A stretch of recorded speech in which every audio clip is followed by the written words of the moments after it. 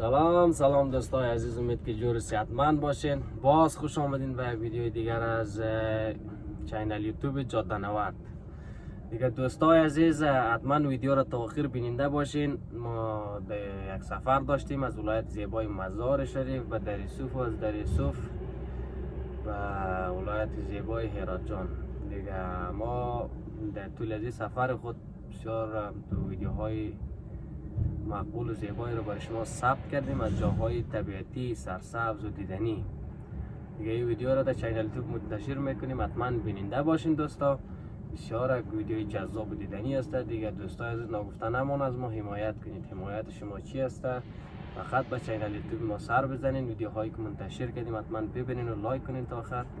که چینل یوتیوب ما رو سابسکرایب کنین. خیلی ها گفته بودن که سابسکرایب نمیشه، مشکل داره. و کسایی که در موبایلشان جیمیل داره باید یوتیوب تان به جیمیل وصل کنید، بعدا شما میتونین سابسکرایب کنین، لایک بدین و کامنت کنین. دیگه وطندارا جور آرام باشیم، بریم با هم ویدیو را بیننده باشیم.